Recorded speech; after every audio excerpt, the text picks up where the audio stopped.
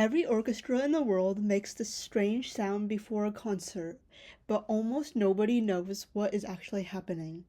In today's video, we will be covering what this noise is, and by the end of this video, you will be a pro at this sound.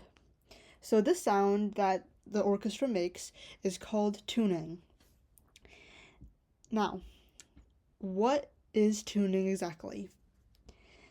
Now, orchestra usually tunes to concert A, which is usually 400 hertz or 442 hertz, and is generally provided by the oboe to the first violin or the concertmaster, who then guides the string section. This A acts as a pitch standard to ensure the entire ensemble is in tune. The process is quick and often involves checking in perfect intervals, fifths, across the string section. This is to ensure that everyone is playing at the same pitch or wavelength. So, what are some key aspects of tuning? Well, first off, there's the reference pitch. The oboe typically plays a concert A. If a piano is used, the orchestra will also tune to that. There's also the order of operations. According to one, the process usually starts with everyone matching to reference A. Then in one, strings perform cross-tuning, checking the G, D, A, and E strings, often using fifths to secure the tuning. There's also tuning frequency. While 440 hertz is the standard in the US, some orchestras prefer a higher 442 hertz or 444 hertz for a brighter sound in their orchestra. There is also technique. Players use a bow to produce a steady tone, making quick, minute adjustments to their string. Students may need to practice identifying if their pitch is sharp or flat. For a wind instrument, they'll just adjust the length of their instrument as well as the brass instruments. For percussion instruments, those instruments don't usually need tuning, so there's not a lot of technique that goes with that. And then there's also environmental factors, and humidity and temperatures significantly impact pitch, and we'll be talking about that later as well. And then strings versus winds. Winds and brass often use their main tuning slide, while strings use their pegs and fine tuners. So, why do people tune? Well, one of the reasons, as previously mentioned, is the temperature changes. Temperature actually has a huge effect on the pitch, as warm air makes sound waves travel faster and cold air slows them down. For wind and brass instruments, as the instrument warms up from the player's breath, the pitch usually becomes sharper or higher in sound. A cold instrument often sounds flatter or lower in sound. For string instruments, heat causes strings to expand slightly, which lowers the pitch. Cold temperatures tighten the strings, which raises the pitch. So that's why musicians often need to retune after sitting on stage for a few minutes under hot lights. Another reason that we need to tune is because of the humidity. Humidity mainly affects wooden instruments and strings. Wood absorbs moisture from the air, and when humidity changes, the instrument's size and shape can change very slightly. Even microscopic changes can affect the vibration and the pitch. For example, a violin may go flat on a humid day, or a clarinet or oboe may respond differently depending on the moisture inside the instrument. So that's why the orchestra tunes again at every rehearsal and performance, because the conditions are never identical. Another reason why we tune is because of the instrument setup. Each instrument has an adjustable part that is designed specifically for tuning. For example, strings use pegs and fine tuners to adjust the string tension. Brass players have the tuning slides that change the length of the tubing. And then the woodwinds have the mouthpiece or the barrel.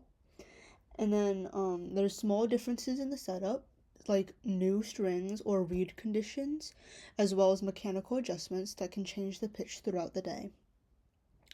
And then another thing is how long the instrument has been played. So instruments actually change when you are playing it. So string tension shifts as strings stretch, and brass instruments warm internally, and then woodwind reeds soften with moisture, and then muscles and air support from the player stabilize over time as you play.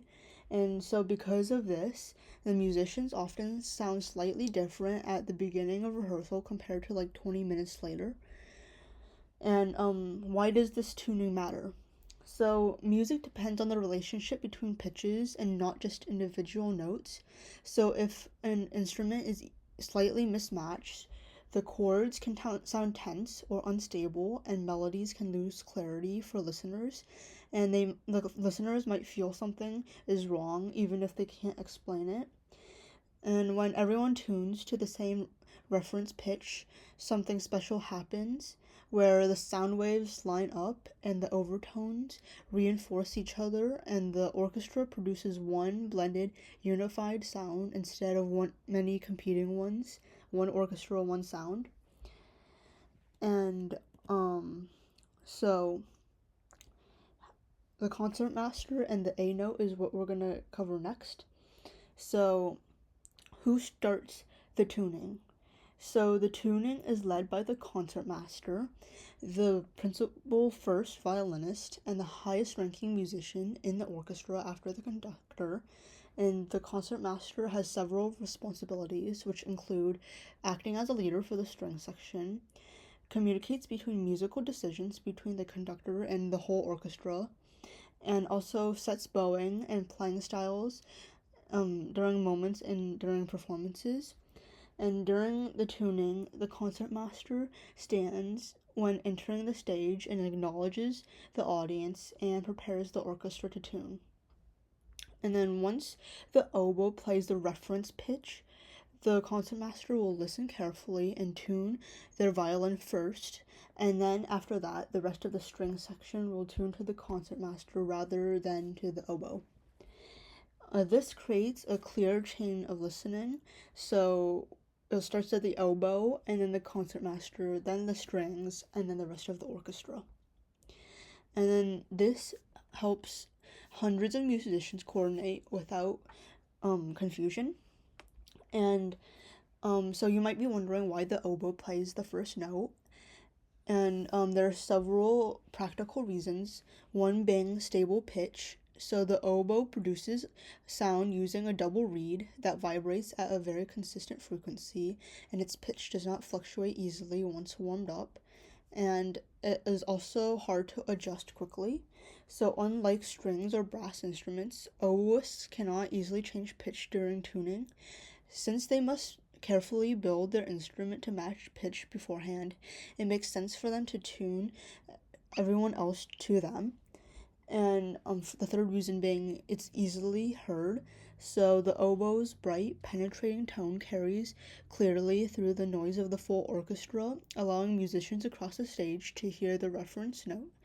So because of these qualities, the oboe becomes a standard tuning instrument during the 18th and 19th century, and the tradition still continues today. Now we're going to talk about why orchestras tune to A, and this note chosen for tuning is the A above concert C, often called concert A. And modern orchestras, as mentioned before, tunes to 440 hertz. And this means sound waves vibrates 440 times per second. And a single shared pitch allows instruments to build in different ways to match, and music written in different keys to stay consistent, and orchestras from different countries to perform together without returning everything. So, what is the order of tuning? Well, I alluded to this earlier, but the oboe first plays the A, and then the concertmaster tunes to the oboe, and then the different string sections tune. So it would be violins, then violas, and then cellos, and then double basses. and then the woodwinds would tune after the strings, and then the brass instruments tune, and then there would be a quick final adjustment across the whole orchestra. And the strings are usually the first to tune because they make up the largest section and provide the harmonic foundations of the orchestra. Now we're going to talk about how musicians tune. So musicians usually match pitch by ear. That's one of the ways. So when the oboe plays the reference A, the musicians don't just copy the note, they try to carefully compare their sound to it.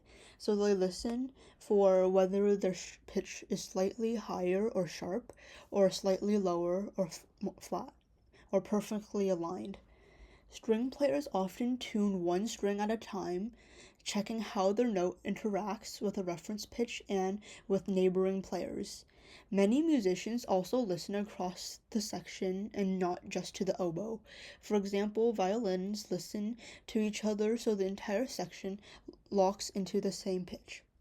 Another way that musicians tune is adjusting the instrument. So once a musician hears that they're off pitch, they'll make a small physical adjustment. And as mentioned before, the strings use pegs and then like bigger pegs, I guess, for bigger changes, and the fine tuners are for the precise adjustments, and increasing the string tension raises the pitch and decreasing tension lowers the pitch. And for the brass instruments, you either pull or push sliding the tuning slides to change the length of the tubing. So longer tubing is a lower pitch, and then a shorter tubing is a higher pitch. For woodwind instruments, the woodwind players will slightly move their mouthpiece or barrel, and the reed position and moisture also affects pitch. So these small movements are often small and sometimes only a few millimeters.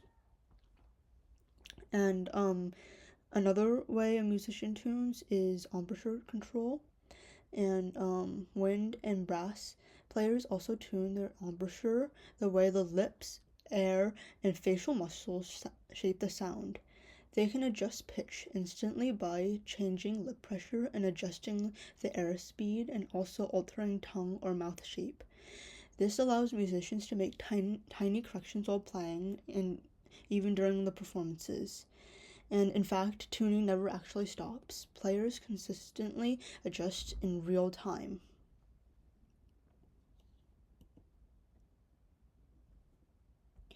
So thank you for watching today's video. I hope you learned something new. And if you like this video, make sure you give it a like and to share it with your friends. And don't forget to subscribe to the channel. And I want to thank you again for watching, and I hope you enjoy the rest of your day.